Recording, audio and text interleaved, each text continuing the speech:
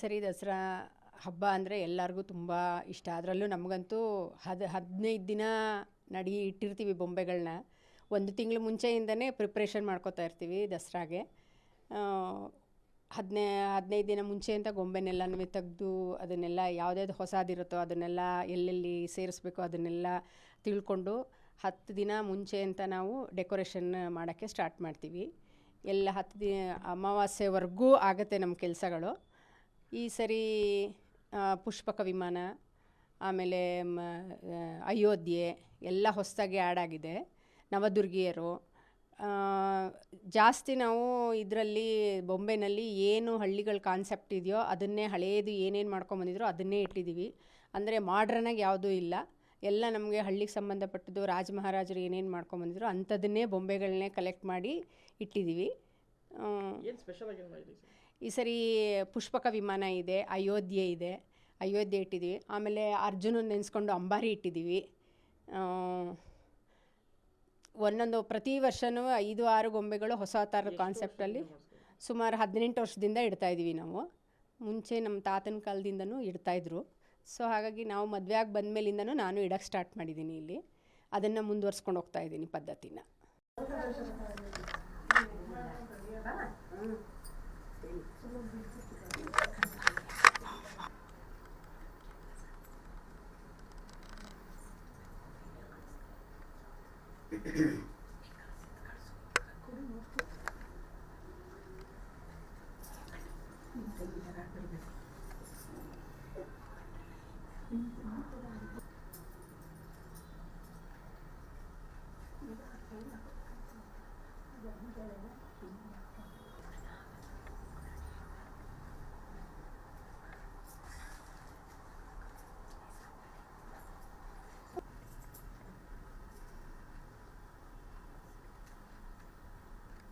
ಕರ್ಕೊಂಬನ್ನಿ.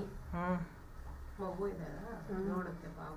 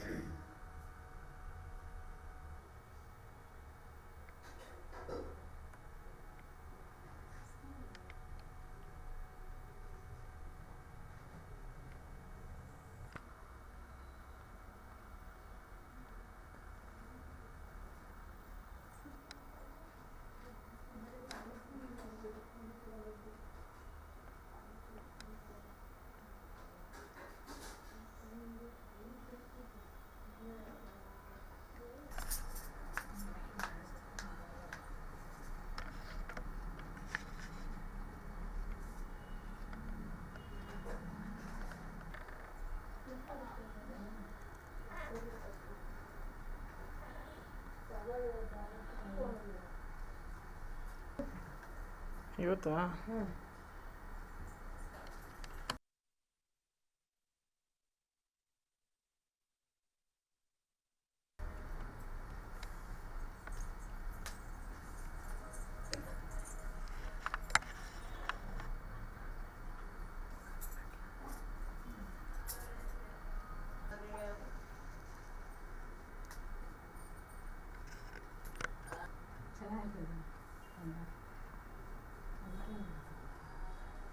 ಈ ಜಂಬೂ ಸವಾರಿ ಅಂತ ಕೊಟ್ವಲ್ಲ, ಅದಕ್ಕೆ ಇಂಡಿವಿಜುವಲ್ ಆಗಿ.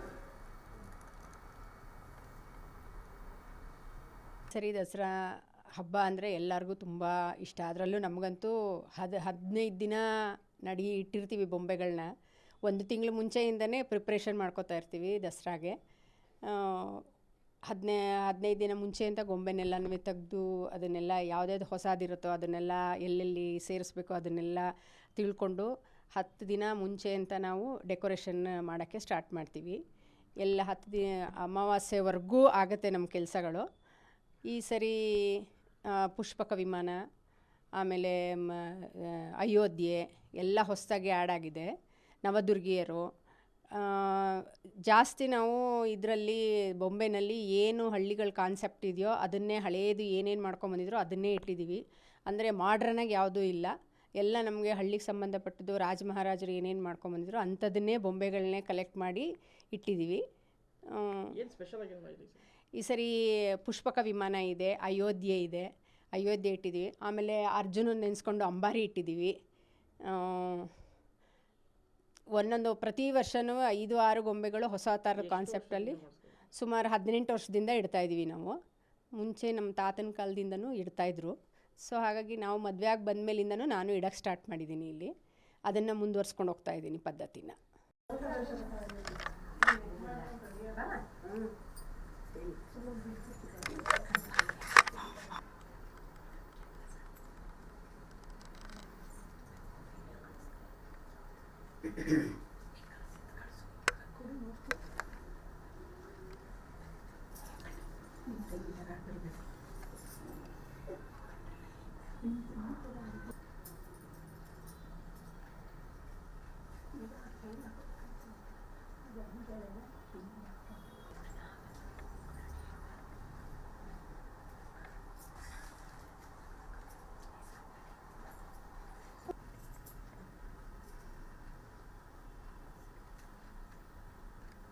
ಕರ್ಕೊಂಬನ್ನಿ.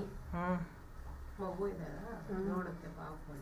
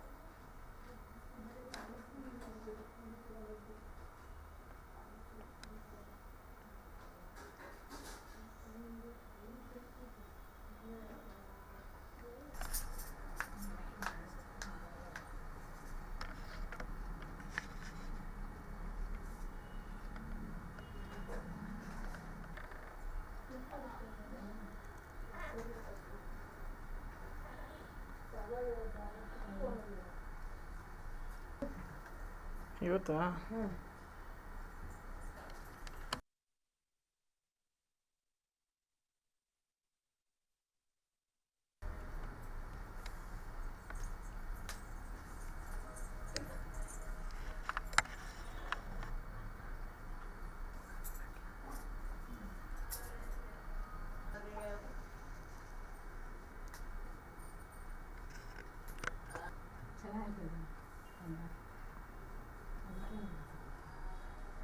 ಈ ಜಂಬೂ ಸವಾರಿ ಅಂತ ಕೊಟ್ವಲ್ಲ, ಅದಕ್ಕೆ ಇಂಡಿವಿಜುವಲ್ ಆಗಿ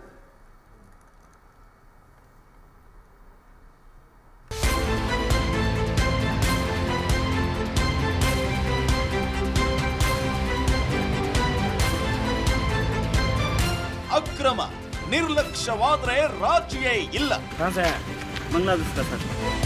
ವಾಲ್ಮೀಕಿ ಹಗರಣದ ಸುದ್ದಿ ಪ್ರಸಾರ ಮಾಡಿದ್ದು ನಾವೇ ಮೊದಲು. ನಮ್ಮ ಮೋಟಿವ್ ಅಚೀವ್ಡ್ ಅಂತ ಹೇಳಿರೋದು. ಐತಿಹಾಸಿಕ ಸಂದರ್ಭ. ಅಯೋಧ್ಯೆಯ ಮೂಲಕ ಇಡೀ ವಿಶ್ವಕ್ಕೇನೆ ರಾಮ ನಾಮದ ಜಪ ಪಸರಿಸ್ತಾ ಇದೆ.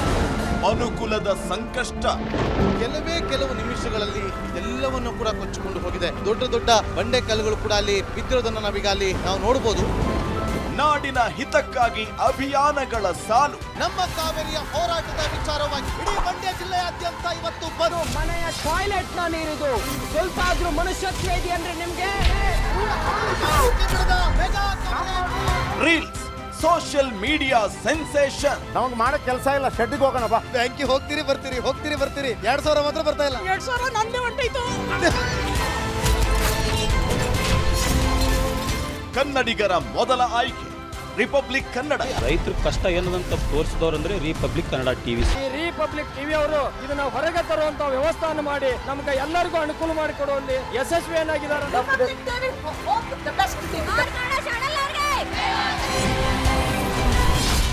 ರಿಪಬ್ಲಿಕ್ ಕನ್ನಡ, ಇದು ನಿಮ್ಮ ಧ್ವನಿ. ಮುಖ್ಯಮಂತ್ರಿ ಪಟ್ಟಕ್ಕಾಗಿ ಪ್ರತಿಭಟನೆ ನಡೆಯುತ್ತೆ, ಉಪಮುಖ್ಯಮಂತ್ರಿ ಪಟ್ಟಕ್ಕಾಗಿ ಪ್ರತಿಭಟನೆ ನಡೆಯುತ್ತೆ, ನಟ ನಟಿಯರ ಪರವಾಗಿ ಪ್ರತಿಭಟನೆ ನಡೆಯುತ್ತೆ. ಆದರೆ ಸಮಾಜದ ಕಟ್ಟ ಕಡೆಯ ವ್ಯಕ್ತಿಯ ಬಗ್ಗೆ, ತುಳಿತಕ್ಕೆ ಒಳಗಾದವರ ಬಗ್ಗೆ, ಬಡವರ ಕಣ್ಣೀರಿನ ಬಗ್ಗೆ ಯಾರೂ ಮಾತಾಡಲ್ಲ ಅಲ್ವಾ? ಬಟ್ ಡೋಂಟ್ ವರಿ, ಇನ್ನು ಮುಂದೆ ನಾವು ಬರ್ತೀವಿ. ಅಂದಿನ ನಿಮ್ಮ ಬಿಗ್ 3 ಇನ್ನು ಮುಂದೆ ಸೂಪರ್ 3 ಪ್ರತಿದಿನ ಮಧ್ಯಾಹ್ನ 12 ಗಂಟೆಗೆ ರಿಪಬ್ಲಿಕ್ ಕನ್ನಡದಲ್ಲಿ ಸೂಪರ್ 3. ರಾಜಕೀಯದಲ್ಲಿ 1+1 ಯಾವಾಗ್ಲೂ ಎರಡೇ ಅಲ್ಲ. ರಾಜಕಾರಣಿಗಳ ಮಾತಿಗೆ ಅವ್ರು ಅಂದಷ್ಟೇ ಅರ್ಥ ಇರೋದೂ ಇಲ್ಲ. ವಿವಾದ, ವಿಮರ್ಶೆ, ವಿಶ್ಲೇಷಣೆ ಇಲ್ಲದೆ ರಾಜಕೀಯ ಕಂಪ್ಲೀಟ್ ಆಗಲ್ಲ. ದಿನದ ಸೆನ್ಸೇಷನಲ್ ರಾಜಕೀಯ ಸುದ್ದಿಯ ಕಂಪ್ಲೀಟ್ ರೌಂಡ್ ಅಪ್ ನಿಮಗಾಗಿ ನಿಮ್ಮ ರಿಪಬ್ಲಿಕ್ ಕನ್ನಡದಲ್ಲಿ ಸಂಜೆ 3:57ಕ್ಕೆ ಪಕ್ಕಾ ಪಾಲಿಟಿಕ್ಸ್.